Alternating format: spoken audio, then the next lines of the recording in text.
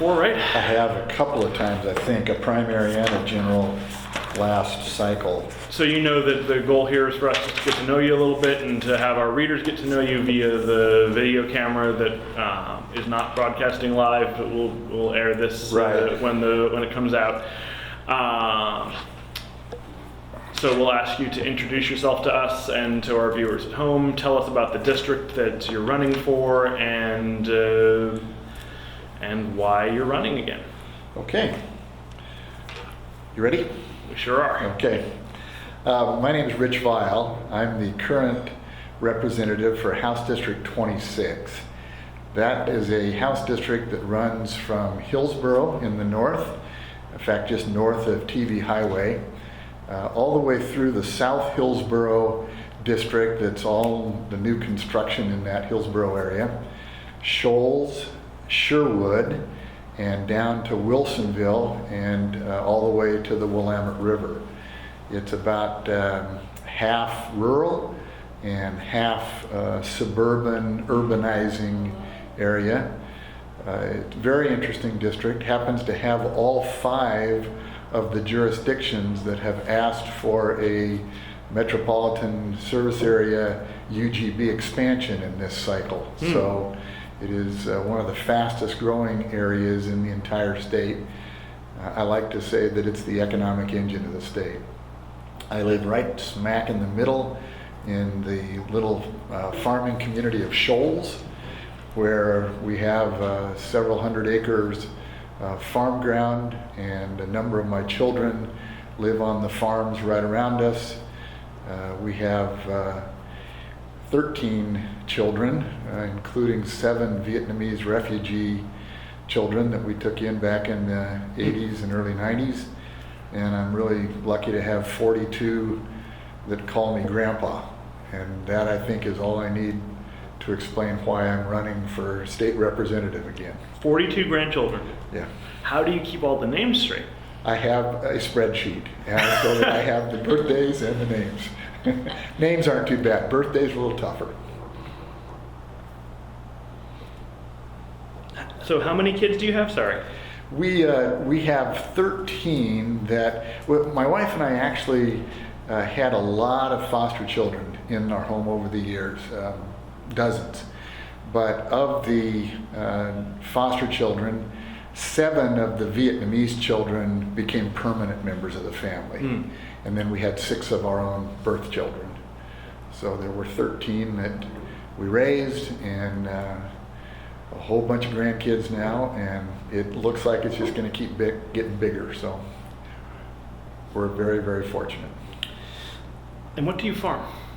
We have table grapes. Our farm supplies the table grapes for all of the Portland metropolitan area school districts. All 7 school districts in the Portland metro area buy fresh farm to school grapes from the Vial family farms. That's fascinating.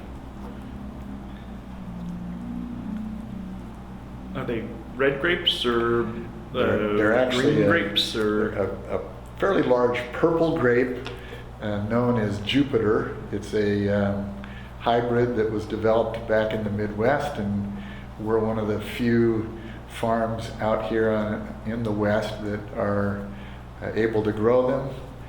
The school kids think they taste like candy. They're a seedless, just a dandy grape. That's great. Yeah, it's a lot of fun. That's awesome. And in September, I'll be campaigning in the afternoon and delivering grapes in the morning to the schools. What's the biggest issue facing your district in your mind? Transportation. Okay. Without a doubt, transportation has become a very difficult issue in Washington County generally. The only way for those Intel, Nike, large industrial folks and all the spin-off businesses that they create to get their goods and services in or out is from I-5 or to I-5 going east-west. And with 26 having a tunnel, there's limited freight that can go through the tunnel because of the number of restrictions. So a lot of this has to either go up over Cornelius Pass to Highway 30 and then try to go north or south after getting into downtown Portland, or go back all the way down Highway 26 and then 217 to I-5 and then go north-south from there. It's just a real big problem. The lack of that west side limited access highway that was often called the West Side Bypass for many years, we've been kind of putting off that discussion and putting it off for 30 years. It has finally reached the crisis point in Washington County. And for me, that's the biggest issue. I do serve as chairman of the Washington County Planning Commission simultaneous with my work down in the Capitol. And I've been on the Planning Commission about 8 years.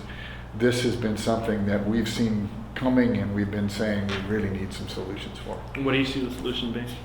We're going to have to get Metro to loosen up a little bit on some of the restrictions that have made our transportation system here in the Portland metro area primarily transit-centric and developed around those transit-oriented developments, and go back to recognizing that the automobile is not going to disappear. Trucks are going to continue to be the primary means of getting our freight in and out of the various locations, and recognize that between Hillsborough, Sherwood, Wilsonville, for example, where many folks live in one of those towns and work in another one of those towns, we're using our farm to market roads as our primary means of getting back and forth, and that just simply can't continue. We've got to create some direct routes that are primarily developed for those folks to move back and forth. Katie, any questions at this point? Not on transportation. Okay. Let's talk housing for a second. Yeah. You got 5 districts that have asked for a UGB expansion. What's your answer to that? You know, Randall O'Toole, the Cato Institute scholar that actually hails from Portland and has worked a lot with Portland State. He's worked a lot with Metro. I think he now lives out in some Eastern Oregon little town and rides his bike around.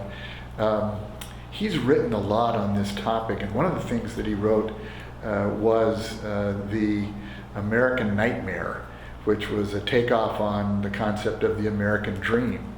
And his premise in that is that the well-meaning attempts that we have made to really create very tight urban environments and prevent this thing that has kind of become a swear word, sprawl, have backfired a little bit on us. That in so doing, we failed to recognize that there was going to continue to be a significant demand for those suburban single-family dwellings on a 4,000 to 6,000 square foot lot. The family with 2 or 3 little children, that's what they want. And that demand has continued to really drive up the price for land around the edges of our urban environment. The urban growth boundary, as we talked about earlier, has made it such that the speculation on land that may come into the urban growth boundary becomes so intense that the per acre cost of that land is driving our housing just right out of sight. It also creates a gentrification factor in the inner city that drives those prices up. So I'm frankly inclined to listen to really smart scholars like O'Toole, like Jerry Mildner, who's here at Portland State, head of their real estate department, who are now saying that we need to take another look at how our smart growth policies have really been carried out and the effect that they've had. The reality, I think, is that we have to just face the facts. We've been missing our population growth projections we've undershot our population growth projections, and we've overshot our transit ridership projections. And that kind of a combination has really driven up the cost of housing in those locations, particularly where people really want to live and can find work nearby. So does that mean expanding the urban growth boundary or reconsidering it entirely? What's your view on? I think what it means is looking at more local decision making in those communities where they've got the means and the community view to be able to really decide how best their community should grow, rather than having it all dictated by the central planning folks. Sherwood's a good example of that. Sherwood right now is struggling with a school problem where they've outgrown their schools. Even though they asked for an urban growth boundary extension, they've now reconsidered that because they're looking at the fact that without the transportation facilities that should have been in place, for example, at 99 and Elwert Road in Sherwood, you can't get across the road to the new school. Those kinds of things are probably better managed at the local level. And so that's what I would advocate for, is some loosening up of the centralization of this planning in favor of giving local jurisdictions a stronger voice in the process. You have a primary opponent. I sure do. Who is he or she? His name is Dan Lashover, and other than that, I don't know much about him. Do you know why you have a primary opponent? I strongly suspect it's because I took a vote on the boyfriend loophole that didn't make the Oregon Firearms Federation very happy. So that would answer our classic question. How have you broken with your party's leadership? I don't look at it in terms of breaking. I have had a very good relationship with the leadership of both parties, frankly, during my service, and discussed at length with the caucus some of my votes. I was definitely standalone in some cases. That boyfriend loophole was an example. But I didn't really look at that as an abridgment of the Second Amendment vote as much as I did an attempt to really manage a domestic violence issue. And so that one was not a difficult vote for me to decide. May have been a difficult vote for me to take. I got a lot of pressure not to take it. But what kind of pressure? Oh, just literally thousands of emails, phone calls, threats to take me out in a primary, those sorts of things. All of which are understandable, and frankly, many of the folks that called, if I was there and I had time, I found that in talking to a lot of those folks, they didn't really understand the issue, and once we talked it through, I found more than several dozen of them ended up saying, okay, we understand now. Mm-hmm. But just the ideological sort of black and white look at it made it seem like I was voting against guns and therefore an anti-Second Amendment guy. So, and so that's likely why you got Lashover. I believe that's what's going on. I haven't spent a lot of time looking into it, to be perfectly honest with you. Frankly, neither will we, because he didn't have the guts to show up here. So that's kind of a waste of our time. Well, and I'll be honest with you, there are definitely a group of people that are very wound up about the gun issue. Just like there are a big group of people that are wound up about the immigration issue. But the reality is, I think most of the folks in my district are thoughtful. I don't necessarily understand what the word moderate means, but they are not so ideologically bound that they are unwilling to think about the nuances of these things. And boy, if there's one thing you learn when you get into the legislature, every single question is nuanced. Mm. You may have to press a green or a red button at the end, and it looks black and white, but every single question is nuanced. How much money have you raised for this race? Oh, I believe I've raised about $30,000 this cycle. I have 60,000, I think, in the bank. I kept some money from the last cycle. Is your opponent being funded by the OFF? To my knowledge, that's where he's gotten his funding. Do you know how much he's got? I don't know. Do you see it as being a close race, or is it likely to just be the sort of thing where like you're being punished by a special interest and it's not going to be a problem? I don't want to go to the I'm being punished line, but you know what? The reality is I don't really know how close it is. I don't do polling. I've gotten out and put up my signs. I've shown up to everybody that wants to talk to me. I've been out knocking doors, and I really think that the fact that I've lived in the district for 35 years, I've served on planning commissions and fair boards and I mean, just everything I could.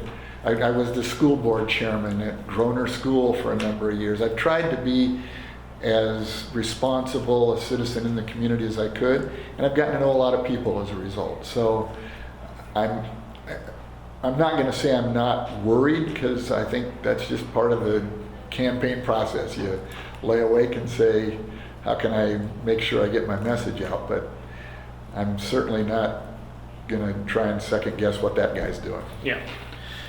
Give us your elevator pitch in 2 minutes or less of why voters should return you to office. Well, technically speaking, they're going to have two chances, I think, but like... Yeah, right, that's right. You know, I'd love to get roads built. I would love to tackle PERS and make a real difference in that conversation.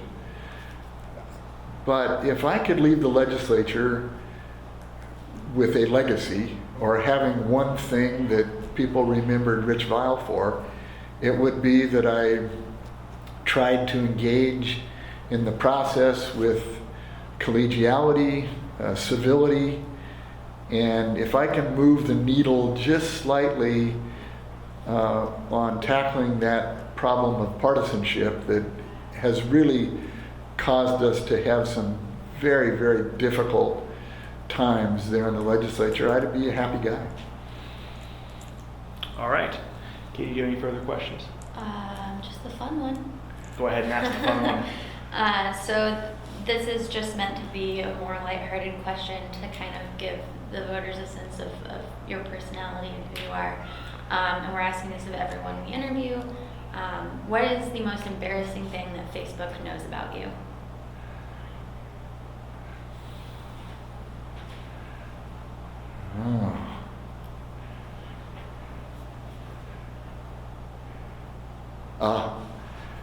That I cried on the floor when I spoke about the gun bill in 2018, not because I was afraid of the vote I took, but because I thought about my own grandchildren at the time I was testifying. And from what I've heard, that has made it onto Facebook. That I'm teary-eyed. Not that I'm not that embarrassed about being emotionally sensitive, but I guess it wasn't probably my finest hour on the Oh, I don't know. I think it's a pretty good hour. I don't know.